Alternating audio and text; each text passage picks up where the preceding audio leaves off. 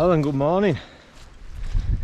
We're back out for a walk on this occasion, hence the smaller pack. It's not the weather for camping really. As you can see, it's a bit dark, dank, a bit miserable, a bit windy. There's a bit of drizzle in the air.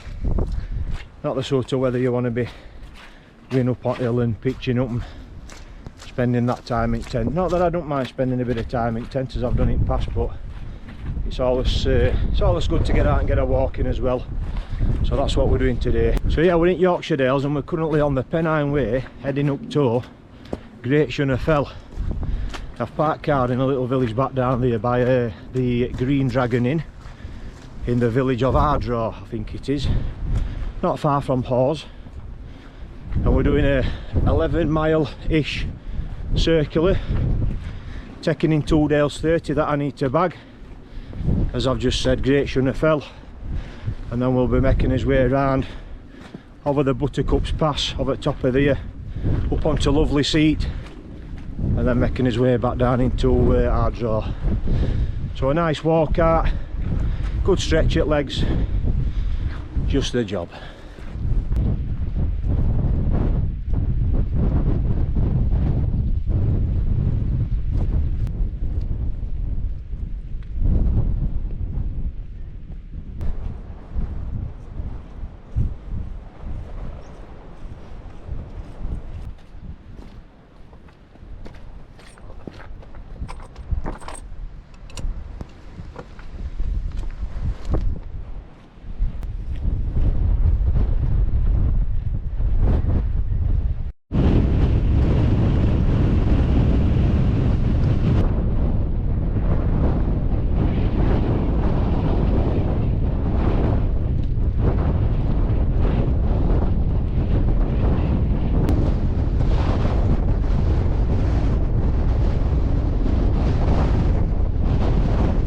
Another reason for this little walk out today is, firstly, a few days ago, this last week, I was lucky enough to be invited down to the launch event, or the grand event of the ZOLEO 2-way satellite communicator. So yeah, we felt quite privileged to have been invited down there by them guys to tell us all about their 2-way satellite communicator.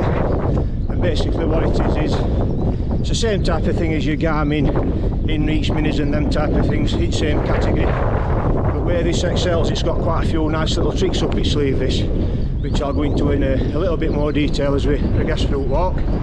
But yeah, I got invited down there, got a few other familiar faces, and yeah, we were all on us, we were lucky enough to be gifted one of these a piece, and a full lifetime subscription, which is absolutely fantastic.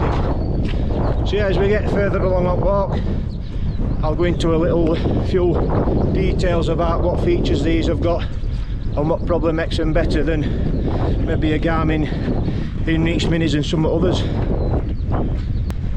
So as of course we're in spring as well now, it's nice to hear birds. You might not be able to hear them over this wind noise, but over to my right hand side here I can hear skylarks, I can see and hear curlews, which is absolutely brilliant to see. It's nice to see that the curlews are coming back over, starting to settle again up moors and in Peak District and that. So yeah, that's great to see. So we've just topped out on a little bit of a plateaued piece at more called Erne Edge, and we're at about 640 metres just at minute. Our forecast for today up here was a cloud base at around 600 metres, which, if you look up to Great Shunner Fell, it is up there, trust me. That is over 700 metres, but if we, I don't know if you can make out some of the surrounding fells, some of it looks to be a little bit higher, that cloud base, and then in other areas it does look to be a little bit lower. So I guess for today it's just going to be pot luck as we progress through that walk. But Great Shunner Fell is going to be clagged out. So one of the things I've noticed about this stretcher walk here up to Great Shunner Fell is, as I was saying, you walk along Pennine Way, and we've just walked over 4.5 miles from Ardraw, and we're not even at Great Shunner Fell summit just yet, but it's just a long slog over this boggy moorland, stone paths in places, dodging right bog, and yeah, it's fantastic on these shorter walks and everything. But as I'm going to allude to is, it's one of the reasons why I've never ever been tempted to do these long distance walks like coast to coast, and especially at Pennine Way. As I said, this is a section at Pennine Way from Ardraw to Great Shunner Fell, and it's just not great at all. It don't fill me with joy walking along these paths. Not slogging it out 20 odd mile every day, it's just not my cup of tea, that. But for shorter days walk like this, it's not too bad.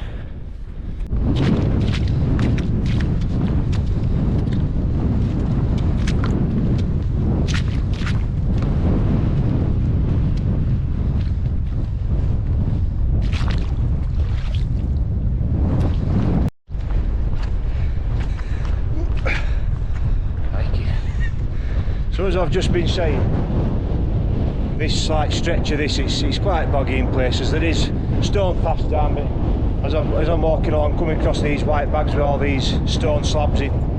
But a lot of the path is underwater as well. It looks as though they're going to be building path up, it looks in it, with these extra slabs, so that the actual stone slabs are above water. Just as you can see just here, I mean, I'm on dry slab here at the minute. Well, when I said dry, it's wet, but if you can see path just under water there, there's about 6 inches standing water on top of that. And looking at them stone slabs that's in that white pack over there, if they lay them down over top of that, that should fetch path above that water, that, and hopefully make it better for walking. There's one thing I'm glad I did this morning, put my gaiters on, because if I didn't have put them on, I'd have been absolutely wet through. You can just see it, Great Shunner Fell shelter, cross shelter, just see it. This summit is 716 metres, so I'm going to take shelter in this for 5 minutes and go through a few little features of this.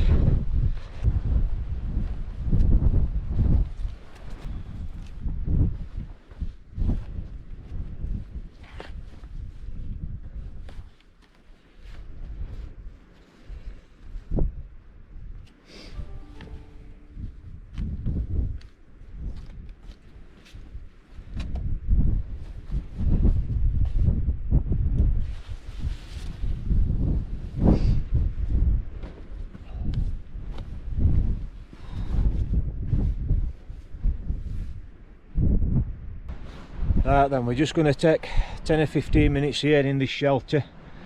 For anybody that don't know, on Great Shunner Fell summit, as there's like cross fell and that, there's a cross shaped shelter, so it don't matter which way wind's coming, you can always get in one side of it and get nice sheltered. As you can hear, there's no wind here now, but if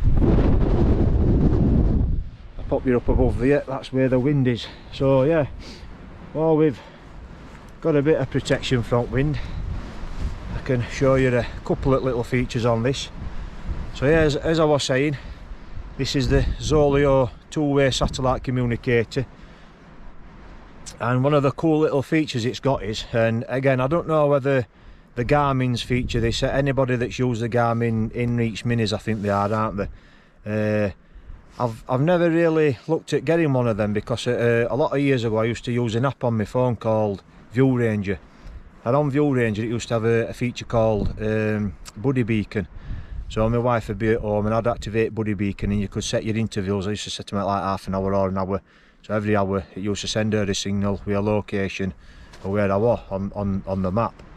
So I don't know whether Garmin do these type of things, but View Ranger ceased doing that. They moved to Outdoor Active, and I didn't follow to Outdoor Active. I use a different app on my phone now, Top or GPS.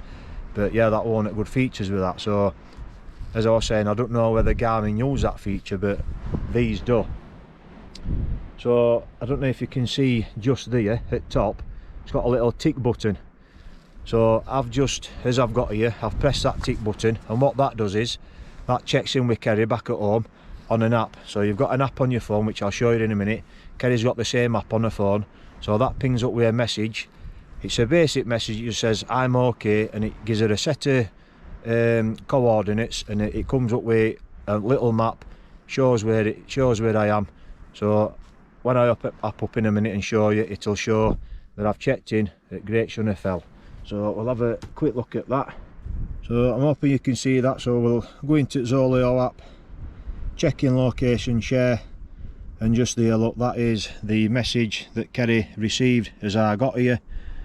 So as I was saying, I'm okay, my location is the set of coordinates, and if you can see that map just there, Great Shunner Fell, and the time which I checked in just there, look.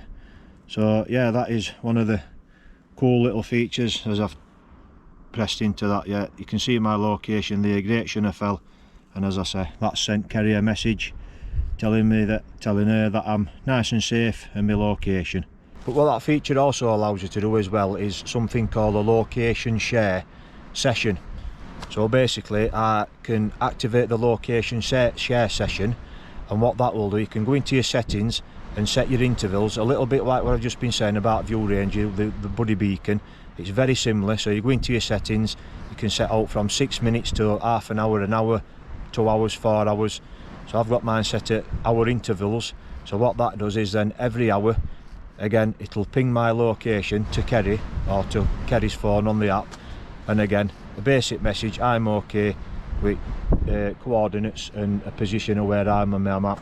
So basically what she can do now is she's got peace of mind, and I've got peace of mind as well, that when I'm out on hill, whether I'm camping or I'm just out for a day walk like what I am today, she can follow my route and she can see that I'm moving, and you know, basically that I'm fine and I'm okay, and I'm getting on with my walk.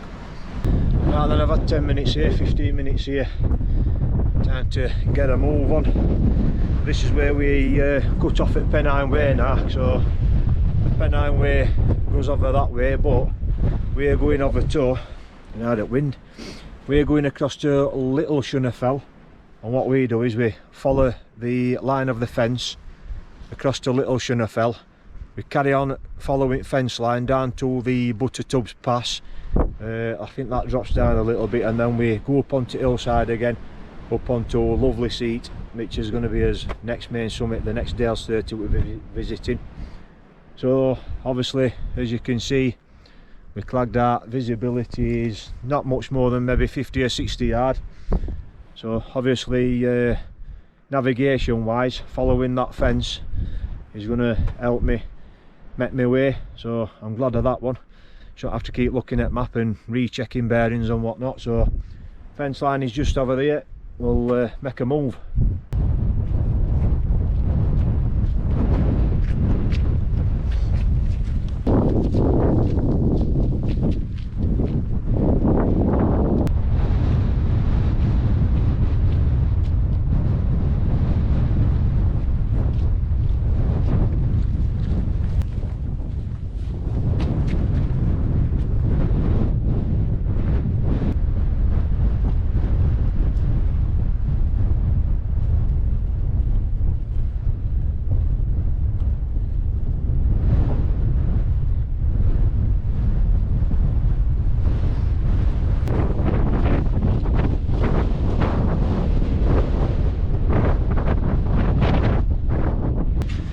So as I'm walking along here then, just like I've been saying, following the fence line, as I'm walking along, obviously you can't see, visibility is not great, but I'm literally walking and I nearly stood on a mountain air. Never even saw it, and it was literally 2 foot in front of me. It belted out from under my feet, freaked me to death. It lost quite a lot of its winter coat, it's still got a few white tufts on it and stuff, but mainly back to its the summer colours of brown and that. But yeah, I never saw it. About 2 or 3 feet in front of me, also, and it just belted out in front of me, freaked me to death. And as I was saying earlier, I don't know if you'll see him now, but they've just gone, there's got some curlews over here calling away. which like I was saying earlier, it's nice to see and hear them, if you can hear them over this wind.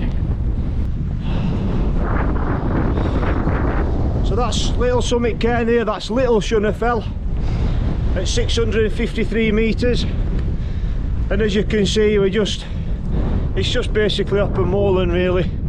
There's no features, not that I can see out anyway. Like I say, it's just up a moorland, few peat hags here and there, out to sea really.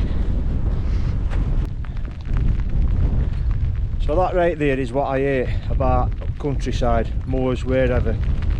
So that is a pole that would have been straddling across here, and you can see that contraption in the middle on it, a stoat trap. What a bloody barbaric thing that is. And it looks as though somebody's trashed it and shoved it in there. Good on you whoever's done that.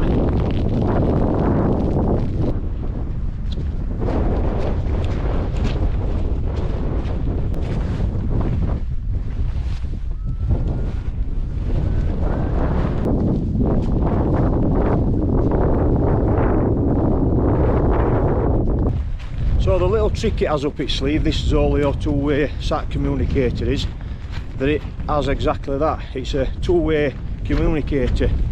So say I've come out on a walk as I've done today, I've gone out for a camp, I'm 3, 4, 5 hours in, I ain't checked in, or say I ain't set the location share session going, which as I've explained, that pings messages every set time limit to whatever time you set it at. So say I ain't set any of them going, I've not checked in, Kerry might be slightly worried.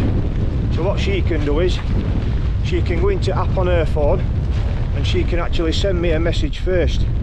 So she can send me that message, you haven't checked in, I've not heard from you, hope you're okay, can you just let me know, to which then I can reply, you know, I'm safe or whatever I need to do. So I do believe like the Garmin's and any other similar type of thing, they don't have that feature. I think what you've got to do on them first is you've actually got to send a message out first before anybody can reply.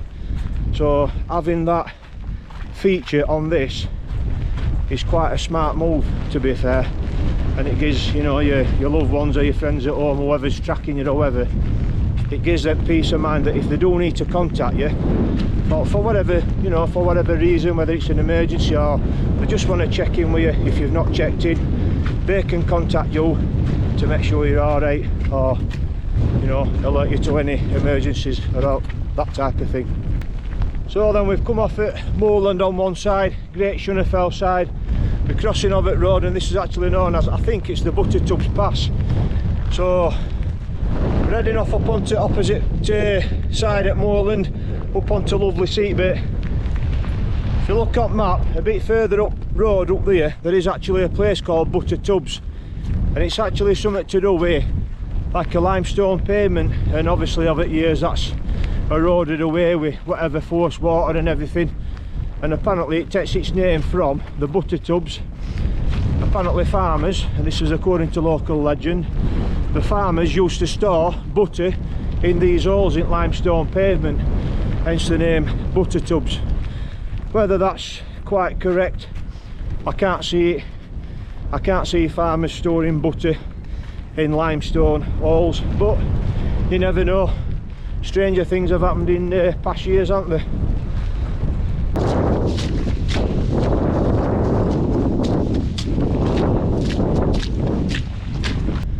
So as we make our way up onto lovely Seat, which is up there in cloud, we're leaving views behind, and as you can see cloud bases coming past just about there. I'm not quite sure what elevation we're at the minute without looking at map, but we're certainly heading up towards 600 metres again. Like I say, you can see great clouds coming through there, cloud base. It's a shame that it's like it is today, because I think, well, certainly from what I've read, there's some fantastic views to be had up this way, so maybe at a later date I might come back middle of summer and do it hopefully in better conditions. So that is the sketchiest style I've ever come across. It's literally a plank of wood nail through top on one side with put a piece down to the floor, and then this side is propped up with stones, and it's unstable as hell, that I know. And with it being wet and all, it was slippy. So yeah, had to take care coming over that one. So we're just approaching Summit to Lovely Seat now. Again, another one at DALES 30. So that's 2 bag for me today, another 2. Off top of my head I might have about 10 or 12 of them left now. But this is a Lovely Seat, 670 metres. And there's a nice little cairn here, a bit look on it. Nice stone cairn. I was sort of hoping it was a shelter that I could get in out of wind, but yeah, that's what we've got at Summit to Lovely Seat. That's that one bagged. I was hoping, like I say, I was hoping I could get a bit of shelter up here somewhere, get a bit of snap and a brew, because I'm ready for one. But what I might do is continue on route now back down to Ardraw. It's going to be a lot more moorland walking, and hopefully somewhere along the way I might be able to find a bit of shelter or something like that, and like I say, get a bite to eat and a brew, get out of this weather. Oh, it's quite tough going across this moorland. As you can see, it's just vast open moorland, but I've looked up the map and straight for it I took a bearing and we're heading straight to some crags. It looks like there's about 2 or 3 of these crags, and one of them's called Millstone Crags or something like that. So I'm hoping once we get there might be able to find a bit of shelter, and like I was saying back up there, get sat down for a bit out of this weather and get a bite to eat and a brew. Now let's find these crags first. So as I was saying, we're heading straight to these millstone edges, and I don't know if you can see, but there's one edge there, that's high millstone edge, but that's also high millstone edge as well, so obviously it's just a continuation. But then just over this brow here, it's called low millstone edge, so I'm going to walk a little bit further on and see if it drops over, and then obviously, I mean, if it's out like this, we can get behind a few rocks and take a bit of shelter. So we'll get over there, see what it looks like, and hopefully we can take a bit of shelter. Snap and brew time.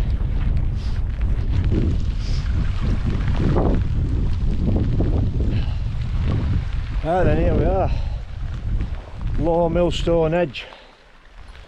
As you can see, obviously it's limestone, a nice little edge, so I'm going to find myself a little overhang somewhere, have a little walk up there, see what it's like looking like up there, find myself a nice shelter spot. Cracking little place this, out in middle of moors, out in middle of nowhere. I bet it hardly gets visited, this.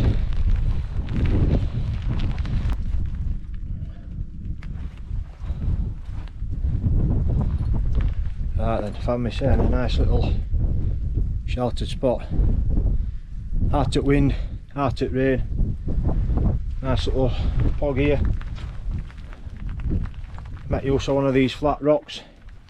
Get sat down there, brewing a bite to eat time at last.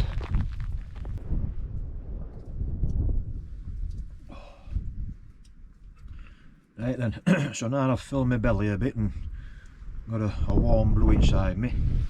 A little bit more about this, and probably onto its most important feature, of course. So one of its primary things, of course, is if you're to get in trouble while you're out on hill, whether walking or camping, you need some form of SOS, don't you? So if you can see that there, SOS, if we pull that little flap down and press that SOS button, that will alert the emergency services, or I think it's a call centre or something like that, the services behind ZOLEO. But one of the things you do when you first set the unit up, you'd have your check-in contact, so I think you can have up to, I think it was 5 or 6 or something like that. but then you have an SOS contact, or I think there's two, so obviously mine's Kerry. So what would happen if I press that? That would alert Kerry that I was in danger, or you know, whatever, injured or whatever, SOS call. But it would also, like I say, alert the ZOLEO services, to which they would try and get in touch with you via your phone. And then obviously you'd be able to have a conversation with them on phone, and they'd be, you know, tell them your situation and everything else, to which they would be able to get the appropriate services out to you to rescue you or whatever. If they can't get through to you on your phone, they will then send the services out, look at your location on your map. They'll be able to identify where you are, whether you're in mountains, hills, out at sea, wherever. So they would be able to then send the ideal, you know, when I say ideal, the more suitable services, whether it be mountain rescue or wherever, out to your location, because that unit would be sending a signal off of your location. So one of the things I did ask as well, well, guys were doing a presentation, I said, because what happens if you activate your SOS but then you find that you're able to move? So the services send the mountain rescue out to you, but you've moved. But what it does is it continues transmitting that SOS signal and keeps giving an update. If you were to move, say if I were to activate that now, but yeah, you know, I found that I was alright and I was able to move, and I started walking, that unit transmits a signal where they'll be able to pick me up and actually locate my location, if you like. But also, as well as, it has got the feature of being able to cancel that. I'm not sure on the time scale, I can't remember what it was they did say, but say if you pressed it by mistake, or you pressed it and you felt to you saying, well, I've pressed it and I didn't really need to, you have got a feature where you press and hold it in for so many seconds, it cancels the signal, the notification, and obviously you take it from there. Then whether you get a phone call from services or not, you can you know, tell them that you're totally fine, you've pressed it by mistake, or you no longer need it. So yeah, that is, like I say, probably the most important feature of you know, one of these types of units. You know, whether it's this, the Garmin's or whatever, if you get into trouble in hills, in mountains and everything, you've got peace of mind that you can activate that. Your loved ones at home, your family or whatever, will be alerted. They know that you're going to get the suitable mountain rescue or whatever it be out to come to your rescue and come to your aid. So I'm going to finish the rest of this brew off, because I'm getting quite cold sat here now I've stopped moving. I've got a few bright spells keep coming through. So yeah, I'm going to finish my brew, pack my stuff away, chuck bag up back, and we'll get off, finish rest up walk, get down into Ardra, back down into the village.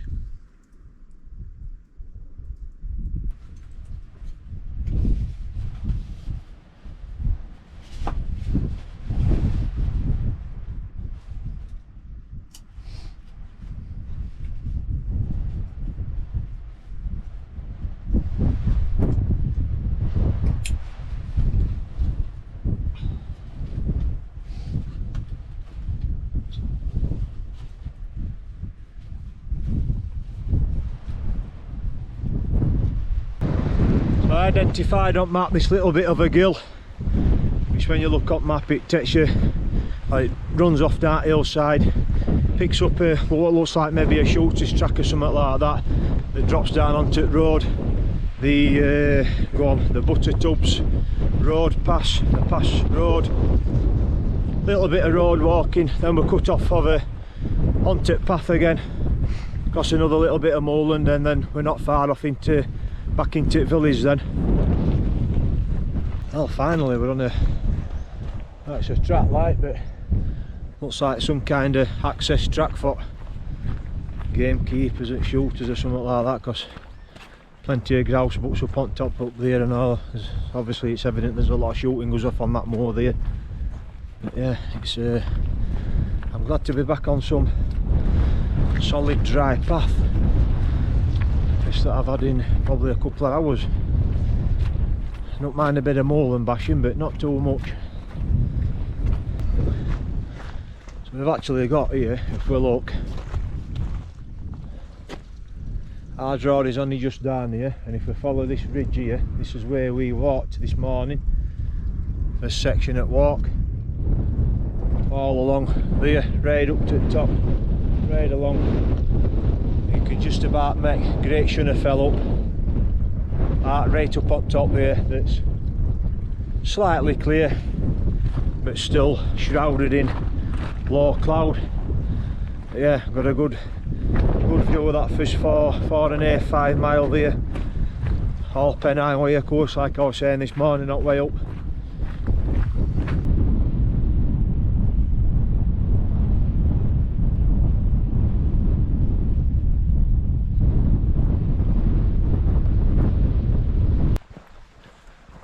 So it's actually quite nice now. We're walking down this stretch of road, out at wind, rain stopped. You can hear all curlews and everything else. But yeah, so what we're going to do is a little bit of short stretch of road to do before we pick path up again, and that path takes us down to Arddraw Force waterfall. So we're going to go in and check in there, have a look at that before we go back to the car. So I've never seen Arddraw Force waterfall. Try saying that after the night out. Yeah, I've never seen this waterfall here, so yeah, that'll be nice to see that before we head off back to the car and head home.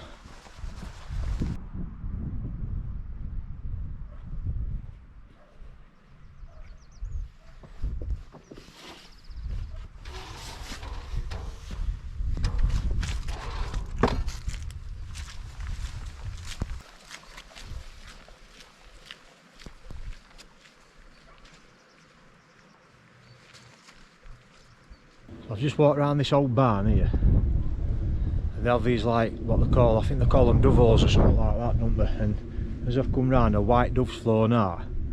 As I've come through the gate, it's on roof there. Can you just see it on roof of that barn there? I think it's a dove. Might be a pigeon. Looks like a dove. Whatever it is, it's white.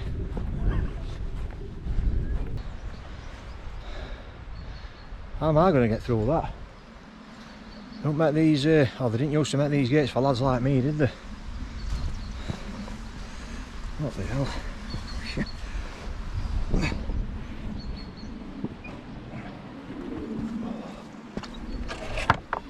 We got through. Bit of stretching, but we got there. So we're now on the path that drops down through this woodland that takes us onto Arddraw Force waterfall. But the sign there saying Shawgill waterfall, which I'm assuming is that one just there. But on the map it clearly says Arddraw Force waterfall, so, but it does show a little bit further down. So we'll keep walking down and hopefully we'll come across it. We're absolutely surrounded by wild garlic here.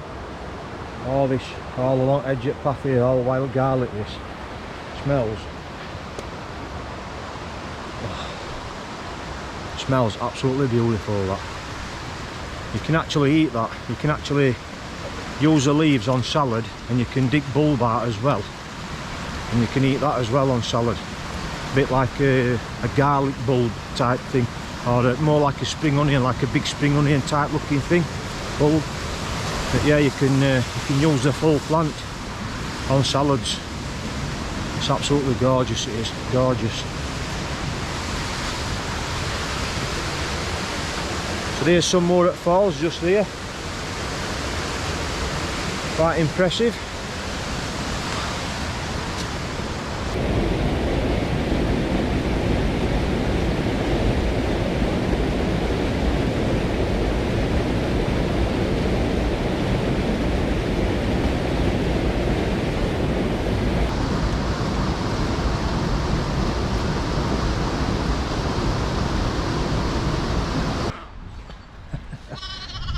Look at these here. Spring lambs. Find your mother then. I'm not your mother.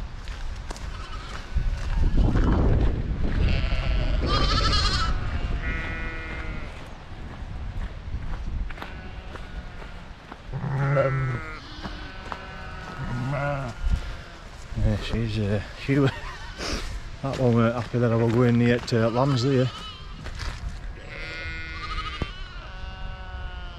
They're all over oil around here. Lovely to see spring lambs bouncing about, playing. Brilliant. Well, I've been curious, these lambs have come right up to me down here, but them mothers have been making a right racket coming towards me, threatening me off.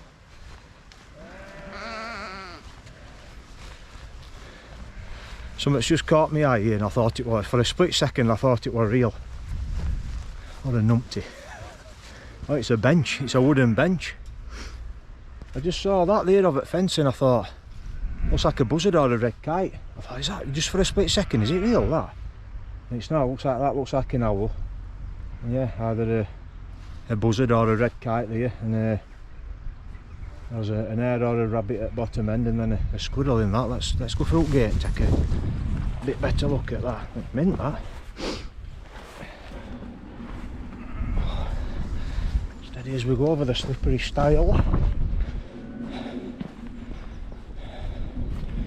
Height is, it's a bench.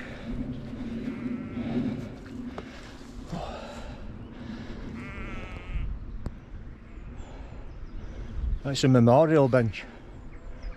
Lawrence Edward Dewes, Braveheart, Yorkshire's adopted son, gone but never forgotten. 94 to 2019, got it on here, Ben. Wow. Yeah, barn owl, mountain hare. I think that's might be an eagle actually, that, looking at it with curved beak. Little squirrel, pheasant, and then a male and female pheasant in Arctic middle. Yeah, that's a lovely touch that. There's some work gone into that, I'll tell you. Yeah, lovely. Lovely, nice touch that.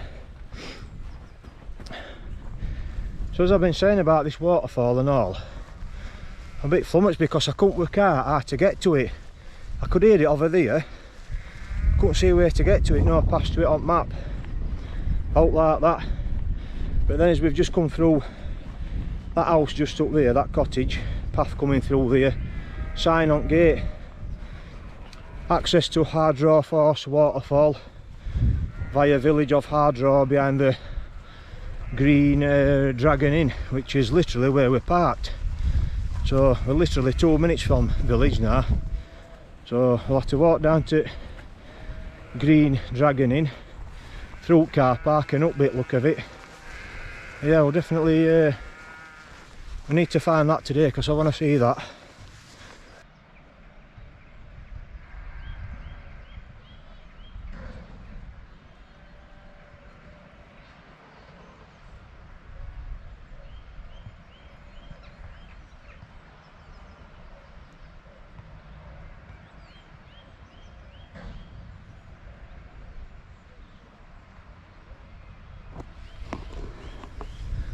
See these two here, butting heads, and they're getting it this way the necks.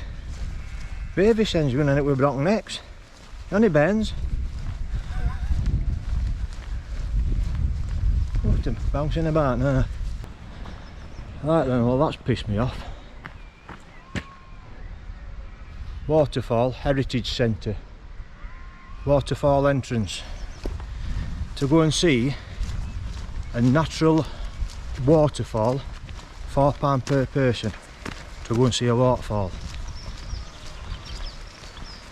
I've got no money on me, so, and even if I had, I'd refuse to pay it. Paying £4 to go and look at a bloody waterfall is ridiculous. That's the type of stuff you should be able to go and see for free. Why are people charging for you to go and look at a damn waterfall? Anyway, enough of that. Not spoiling the day on a sour note. It's been a grand walk that. And this is the Green Dragon. It's actually shut at the minute, this, I think, temporarily closed. I don't know why. There's signs up saying temporarily closed. It looks a nice spot, that. It'd have been nice to call them here for a pint, don't we, down here. Maybe something to eat, but hey, oh. Anyway, not far back to car now.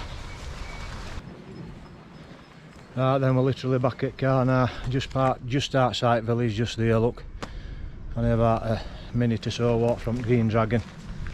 But yeah, it's a shame that I couldn't go and see that, but like I say, not getting into it. I'm not paying £4 to go and look at a bloody waterfall, a natural thing. Should be able to go and see that for now. Yeah, it's a lot of this cloud base looks as though it's clearing now. Typical later on in the day. It's actually quite calm and quite mild now, so cloud above us is moving still quite quick, which would suggest it's still a bit windy up high at tops. So yeah, I'm going to wrap it up here. So while we've got I'll step out onto the middle of the wood. While we've got a view looking down there. Thanks for watching as always. Stay safe out there, and I'll catch you on next one.